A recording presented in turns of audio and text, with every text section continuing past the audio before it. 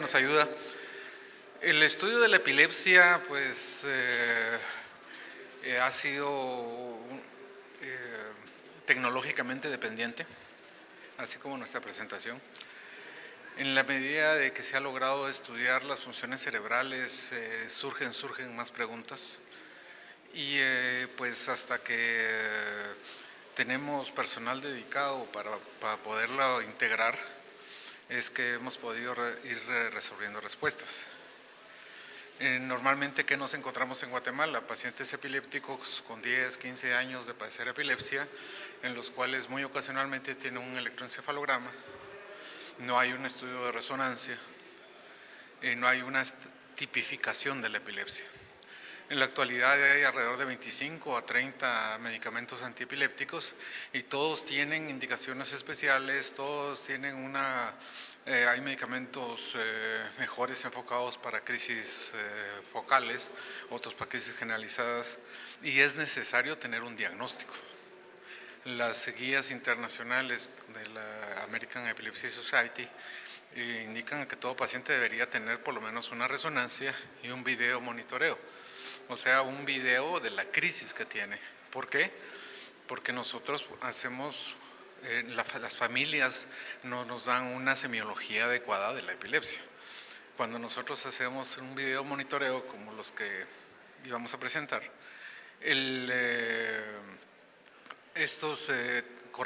cambiamos el diagnóstico de la epilepsia en aproximadamente el 50% de los casos. Y eso obteniendo la semiología por medio de neurólogos y epileptólogos que forman parte del centro, ¿ya? Y entonces eso quiere decir que al final la familia no entiende o en los nervios no encuentran el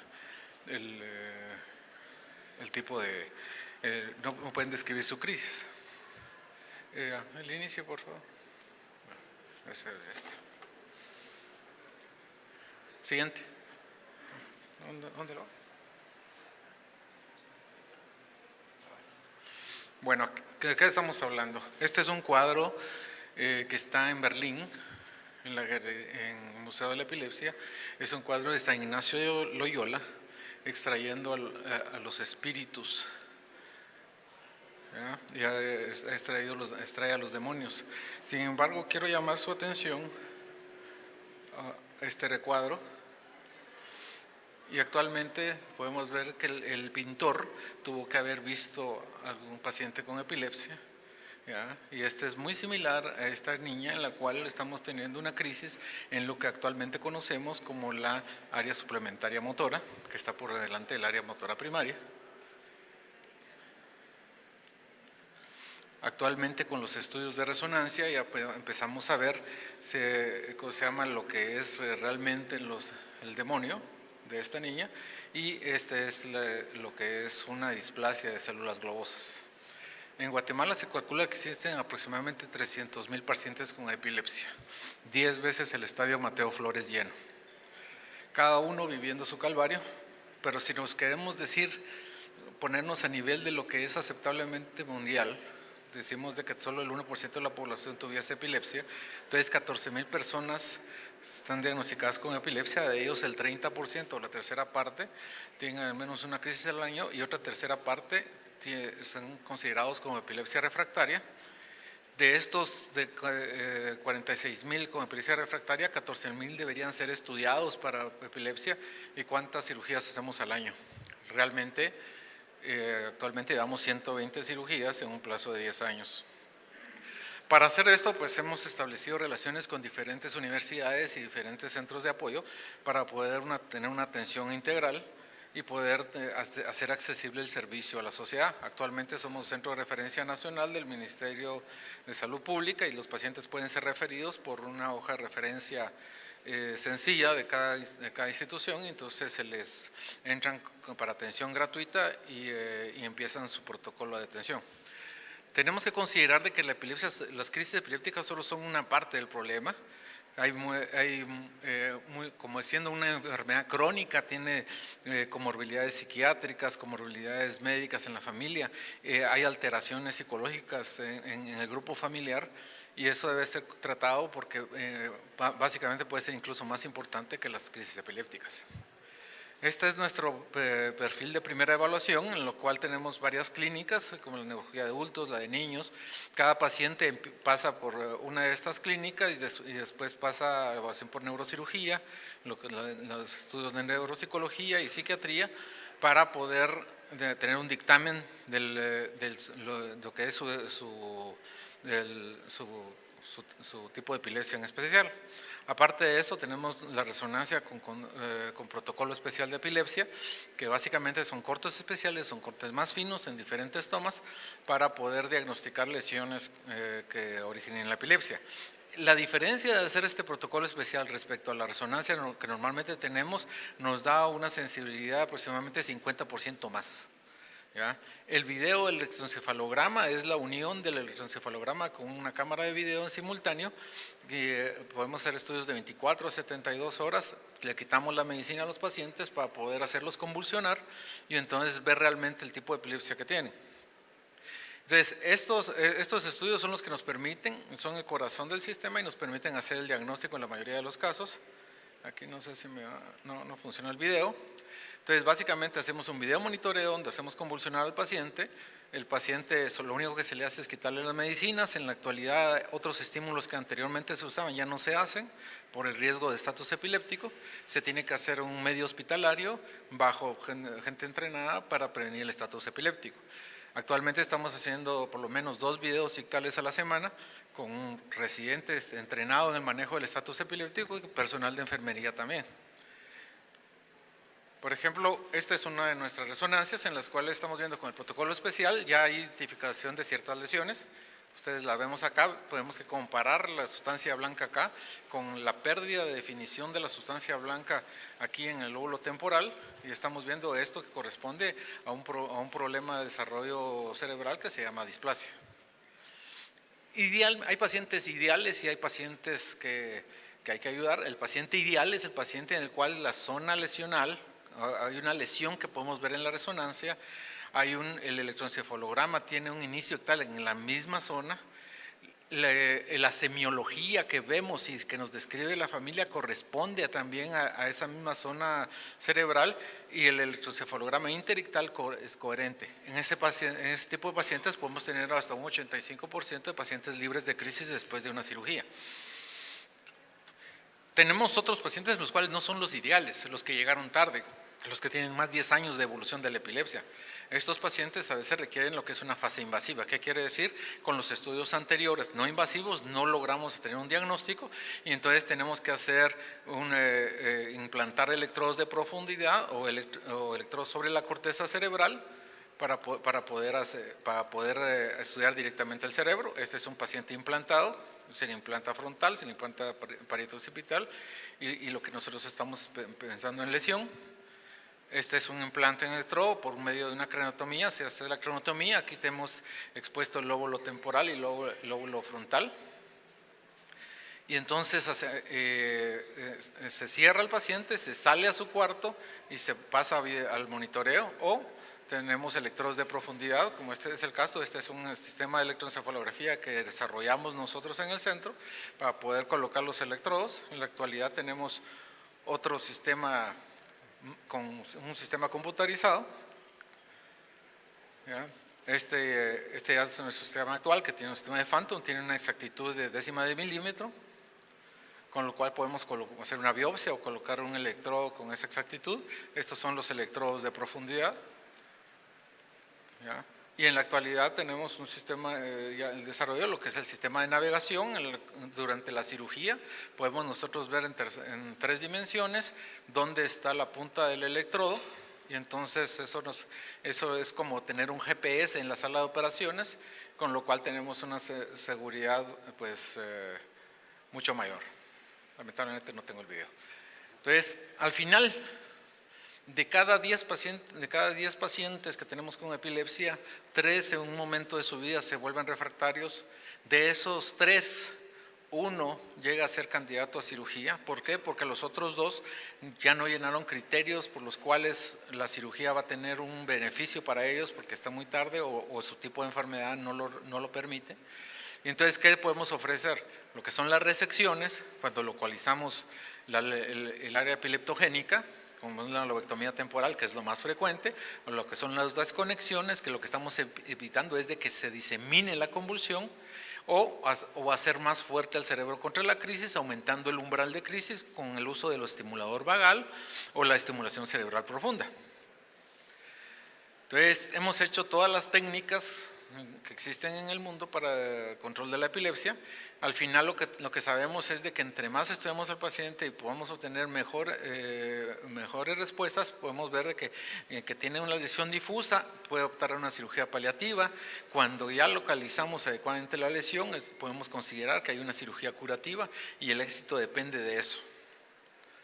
Por ejemplo, en este paciente empieza con crisis a los 11 meses de edad, una crisis febril, no quiere decir que él va a ser epiléptico al final, pero sí es un factor de riesgo. Una crisis generalizada asociada a cianosis sin compromiso motor, evidenciado por la familia. Fue tratado con ácido valproico durante 2 años. Pocos meses después de que omitieron el ácido valproico, empezaron con crisis focales motoras y alteración de la conciencia, hasta por 9 crisis al mes. ¿Ya? Eso persistió pese a que reiniciaron el ácido valproico. Este es su primer electron, en el cual lo que estamos viendo es una alteración, descargas a nivel temporal. Esta es la resonancia con protocolo de epilepsia. Vemos atrofia bilateral, predominantemente del lado izquierdo. Sin embargo, estamos viendo una atrofia en las estructuras mesiales del lado izquierdo. Esta es la neuropsicología, en la cual este niño ya tiene afección generalizada de todas las funciones. Esto es, digamos, el promedio normal. Está en el promedio bajo. ¿Ya? Se le sometió a una lobectomía temporal izquierda. Este es el grado de resección. Se conserva la corteza de T1, ¿ya? Y se procede a hacer una lobectomía temporal anterior. Entonces, el resultado en este niño actualmente está libre de crisis. ¿Ya? Sí, normalmente el paciente tiene los estudios psicométricos siguen siendo normales e incluso mejoran un porcentaje. Los pacientes que deterioran después del estudio después de la cirugía normalmente son los que siguen teniendo cierto grado de convulsiones. Esta es una comparación de los estudios con epilepsia del lóbulo temporal de nuestro grupo médico que no se ha operado, que ya sabemos que tienen epilepsia del lóbulo temporal, pero no hemos podido operar, versus el grupo quirúrgico. Son 20 pacientes en los cuales estamos viendo que a pesar del tratamiento médico, casi todos los pacientes siguen convulsionando, mientras que este es el resultado después de una lobectomía temporal, en los cuales casi todos los pacientes están libres de crisis. Los que no están libres de crisis es probablemente porque tienen alteraciones en el manto en áreas donde no se pueden resecar. Se hicieron los estudios de neuropsicologías. Aquí estamos viendo que todos los pacientes que tenemos aquí son adultos y todos iniciaron en la niñez temprana con sus convulsiones. Todos los pacientes tenían más de 10 años de estar convulsionando. El grupo de epilepsia del lóbulo temporal derecha tuvo una gran mejoría en todas las funciones, se ve reflejado menos en el lado izquierdo, pero al final todos tienen un alto nivel de mejoría en la calidad de vida. Otro paciente, joven de 12 años, ya inicia a los 9 años de edad con cefalea, tiene una crisis generalizada. Actualmente la semiología de la crisis tiene varios tipos. Primero, mirada perdida, se ríe, movimientos automatizados en la mano derecha, después no habla, se desconecta. Otra crisis empieza con mirada fija, no responde y empieza con automatismos en la mano derecha y luego empieza a temblar todo el cuerpo. Ha sido tratado por múltiples medicamentos. Esta ya es resonancia con protocolo especial, es la primera resonancia, todas interpretadas como normales, pues para nosotros empieza a llamar la atención este engrosamiento de la corteza a nivel frontal izquierdo. El electroencefalograma de superficie no es focalizante, está reportado como focos ictales bilaterales, y entonces amerita que se le haga una cirugía diagnóstica y entonces se le colocaron electrodos subdurales bilaterales. Esta es la electrocorticografía pre-resección. Entonces tenemos 2 mantas colocadas, una del lado derecho y una del lado izquierdo. Durante la crisis vemos que existe descargas en la del lado izquierdo correspondiente a la lesión. A través de la manta se dan pequeñas microdescargas, lo que es una estimulación eléctrica cortical, para definir si esa área es elocuente o no. Y entonces después se procede a la resección de la lesión. Este es el lecho quirúrgico y después de la resección volvemos a colocar los electrodos subdurales y estamos viendo que todavía hay descargas epileptogénicas, entonces se amplía la resección ya del foco epileptógeno residual. El paciente lo que se diagnosticó fue un astrocitoma difuso, actualmente en seguimiento, se presentó para radioterapia y se consideró que había que observarlo. Este es el grado de resección de la lesión. El paciente en la actualidad pues ya es un chico funcional, después de 5 años regresa a la escuela, ¿ya? Ahí empieza a tener retos por las nuevas funciones que está desarrollando. Este es su primer día de escuela, no tiene una cara de felicidad, pues la mamá sí está feliz, ¿ya?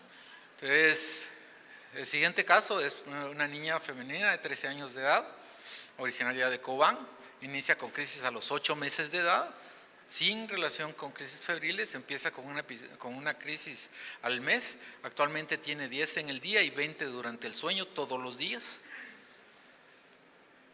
Esta es la actividad interictal, que básicamente es una actividad central y bilateral, sin embargo se considera más de predominio del lado izquierdo.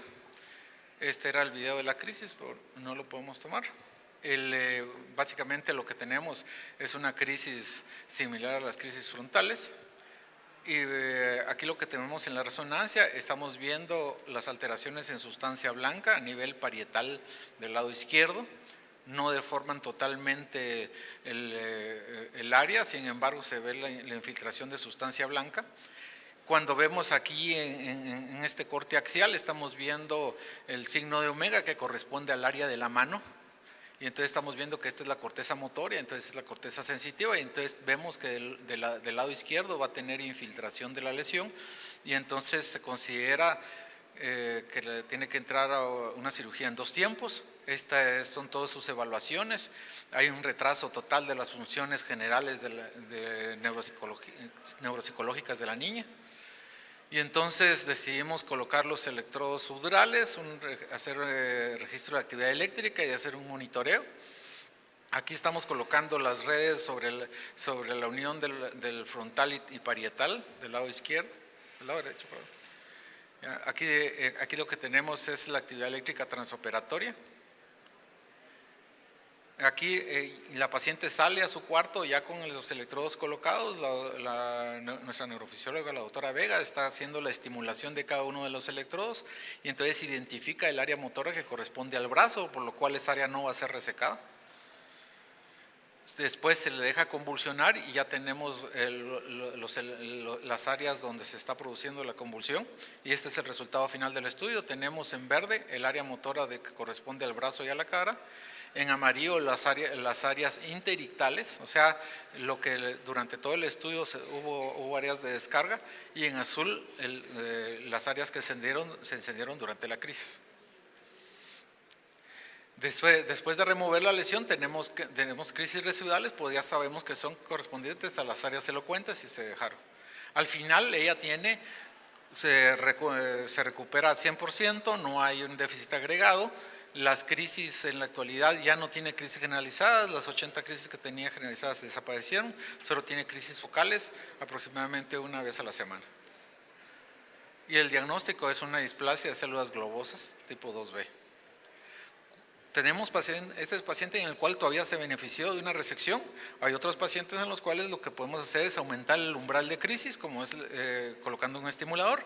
En la actualidad tenemos 10 pacientes adultos en seguimientos en Guatemala con estimulador vagal.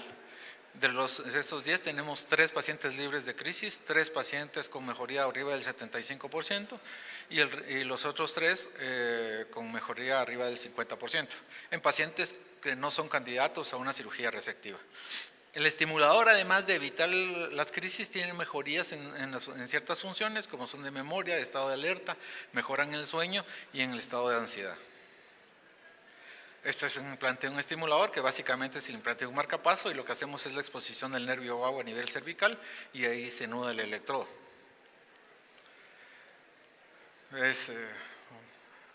Aparte, es útil en crisis primariamente generalizadas.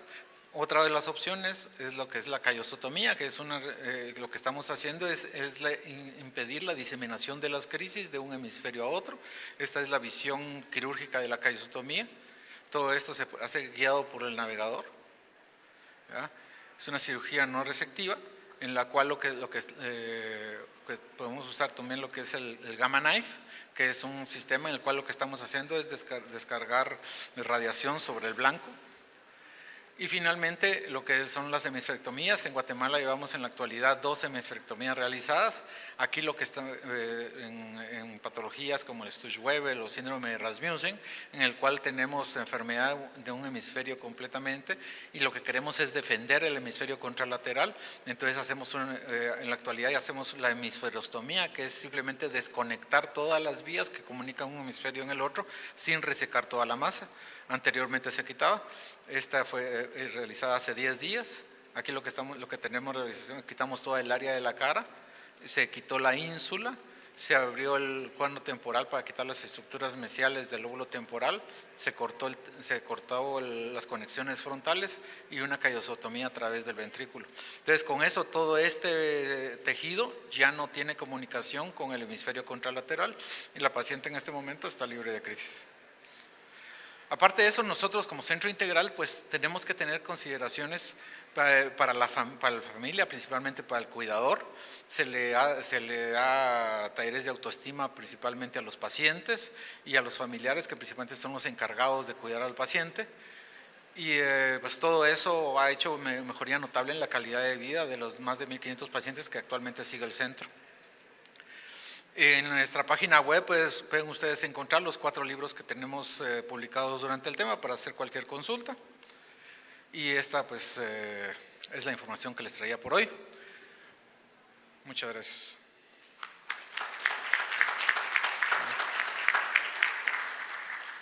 Si tienen alguna duda o pregunta.